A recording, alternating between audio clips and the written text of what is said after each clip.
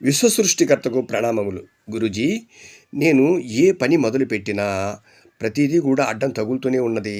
కానీ ఆ పని ముందుకు సాగట్లేదు. ఏ కారణమై ఉంటది? అవును. ఎందుకంటే ముందుగా ఏ పని కూడా మొదలుపెట్టేటప్పుడు వాటి గురించి ఈ పని జరుగుతుందా లేదా అని నెగెటివ్‌గా నీ యొక్క మైండ్‌లో ఆలోచన వస్తుంది. అది ముందు తీసివేయాలి. కాబట్టి ఆ పని మీద ధ్యాస ఉంచి నేను ఇది చెయ్యగలను అని ఎప్పుడు కూడా దృఢమైన విశ్వాసంతో పని ప్రారంభించాలి. ఇంకొకటి అన్నిటికంటే నీ యొక్క పని ఏదైతే విషయంలో ఉన్నదో ఆ నిగూఢమైన రహస్యాలని నువ్వు అందరికీ చెప్పేస్తున్నావు.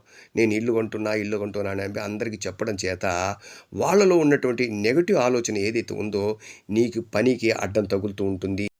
అది తెలుసుకోవాలి.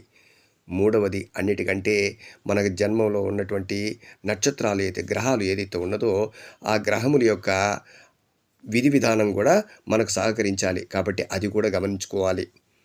వీటన్నిటికంటే ముందుగా మనం చేయవలసినది ఏంటంటే మనం ఖచ్చితంగా ఈ పనిని నేను చెయ్యగలను, నేను దీని మీద విజయం పొందగలను అనే ఆలోచన పాజిటివ్గా ముందుకు వెళ్ళాలి. అప్పుడు సరియగు నిర్ణయాలు, ఆలోచనలు, జవాబును కనుక్కోవాలి. ఎవరో సహాయం చేస్తారా అని అనుకుంటే మాత్రం అవి పొరపాటే మిత్రమా.